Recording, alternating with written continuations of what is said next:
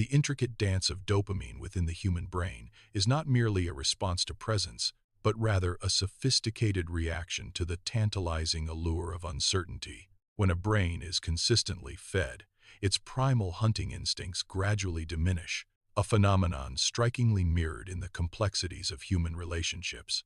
Consider, for instance, a pivotal 2019 study conducted at a renowned Stanford neuroscience lab. Researchers observed significantly higher dopamine spikes in subjects who received rewards randomly, as opposed to those whose rewards arrived at predictable fixed intervals.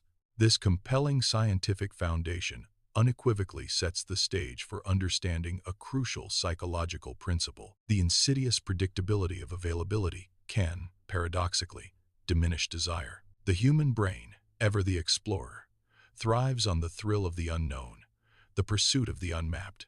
It craves novelty and the challenge of discovery, a drive that wanes when all territories are charted. Imagine now a breathtaking golden hour rooftop scene, the city lights beginning to twinkle below. A woman, her silhouette framed by the fading light, sips thoughtfully from a delicate glass. She muses aloud about a consistently available man, describing him with a dismissive shrug as merely nice. That single, seemingly innocuous word, nice, carries a profound and often fatal implication.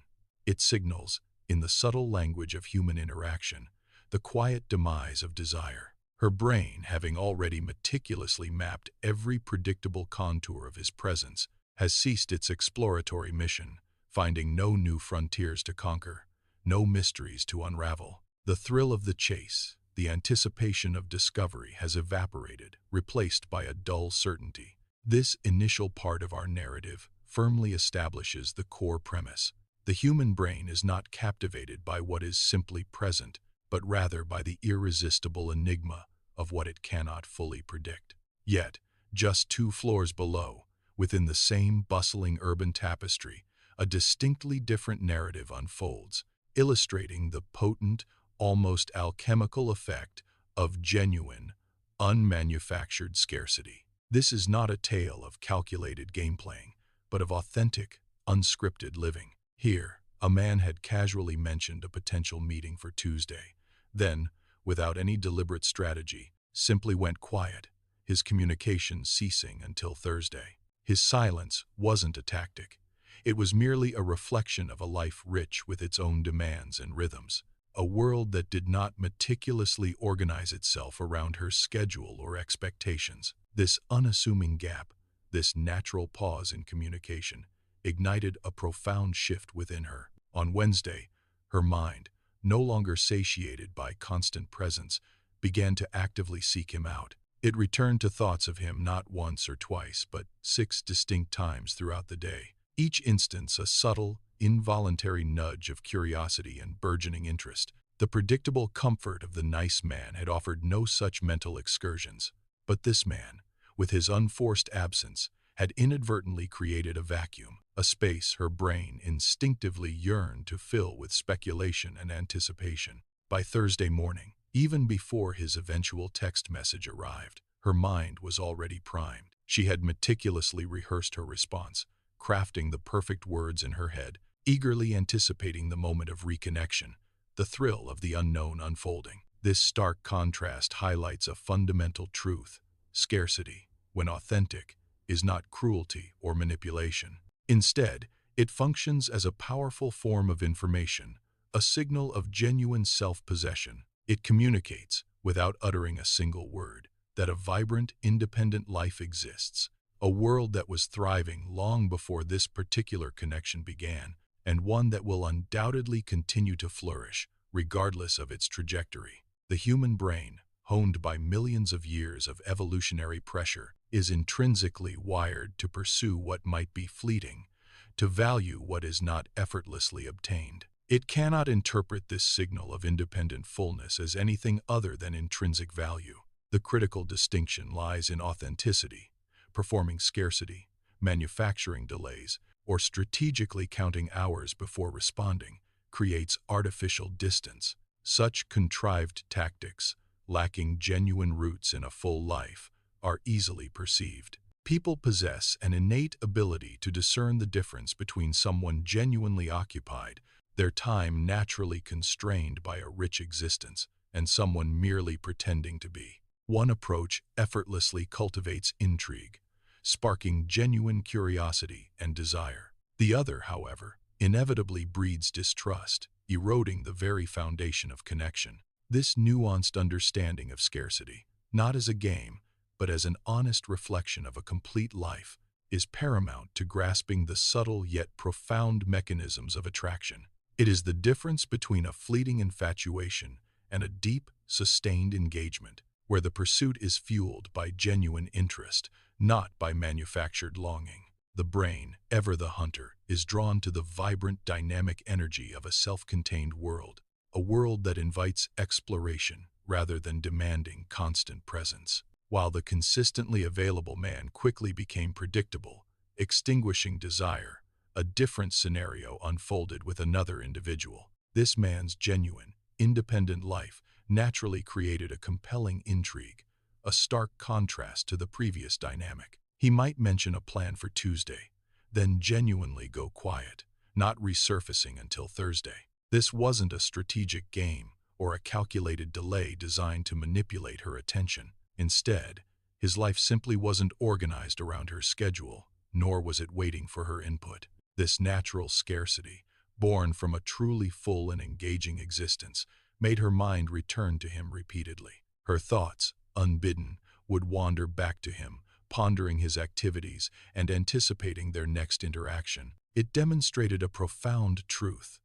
Genuine occupation, not manufactured delay, communicates inherent value. His life, rich with its own pursuits, signaled a world beyond her immediate orbit, making him more desirable. The narrative emphasizes that this kind of scarcity is not cruelty, nor is it a manipulative tactic. Rather, it is pure information, signaling an independent and vibrant world that exists autonomously. It's a clear distinction between performing scarcity, which often breeds distrust and resentment, and genuine fullness, which effortlessly creates intrigue and a magnetic pull. When someone feigns busyness, the deception is often palpable, eroding the foundation of trust. But when a person is genuinely engrossed in their own passions and responsibilities, that authenticity shines through, drawing others in with its natural allure. The story culminates in a bustling coffee shop scene, a perfect illustration of this principle. A man sits engrossed in his writing,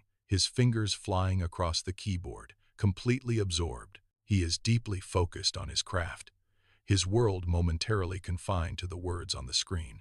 A woman enters, catching his eye, but he doesn't immediately drop everything to acknowledge her. Instead, he finishes his thought, perhaps a sentence or a paragraph, before looking up. His acknowledgement, when it comes, is warm and genuine, but it's preceded by his commitment to his work. This communicates a powerful, unspoken message. He possesses an inner world that doesn't pause or reorient itself instantly for anyone who walks by. His focus on his writing before acknowledging her speaks volumes about his self-sufficiency. It shows that his existence is not defined by external validation or the immediate presence of others. This fullness is the true scarcity trigger, compelling pursuit not through absence or neglect, but through the undeniable presence of an established, self-sufficient existence. His world is rich and complete, and her presence, while welcome, is an addition, not a necessity. This subtle yet profound display of self-possession makes him incredibly magnetic. It suggests a depth and a purpose that are inherently attractive, sparking curiosity and admiration. Her brain, much like in the Stanford study, finds itself captivated by the unpredictable reward. The reward isn't withheld, but its timing isn't dictated by her, fostering a sense of anticipation. He is not playing hard to get. He is simply hard to get because his life is already full. This genuine engagement with his own life creates a natural boundary, a respectful distance. It signals that his time and attention are valuable, not freely dispensed without thought. The woman finds herself drawn to this man, intrigued by his self-contained world. Her desire is ignited not by his absence, but by the compelling evidence of his presence elsewhere. His independent pursuits make him a more interesting and desirable partner. The narrative concludes that true scarcity isn't about being unavailable, but being genuinely occupied. It's about having a life so rich and fulfilling that it naturally commands respect and attention. This authentic fullness is the most potent scarcity trigger of all. It invites others to join a vibrant world, rather than demanding they fill an empty one. The allure lies in the promise of shared richness, not in the desperation of a void. His actions communicate a powerful message. He is a complete person on his own. This completeness is what makes him so profoundly attractive and worthy of pursuit. The woman's mind, previously disengaged by predictability, is now fully activated. It seeks to understand, to explore, and to connect with this intriguing individual. The dopamine system, once dormant, now fires with renewed vigor. Driven by uncertainty, she feels a pull, an urge to learn more about the depths of his inner world. This is the essence of genuine scarcity. A life lived so fully it becomes magnetic. It's a testament to the power of self-sufficiency in fostering desire and connection. The coffee shop hums around them, a backdrop to this subtle yet profound interaction. His quiet confidence, born from purpose, speaks louder than any grand gesture. Her gaze lingers, a silent acknowledgement of the intrigue he effortlessly commands. The scene perfectly encapsulates the idea that true value lies in a well-lived life, a life that doesn't need to be chased, but rather inspires others to join its journey. This is the scarcity that truly captivates the human heart and mind. It's not about playing games. It's about living a life worth pursuing. And in that pursuit, desire finds its most potent and enduring flame.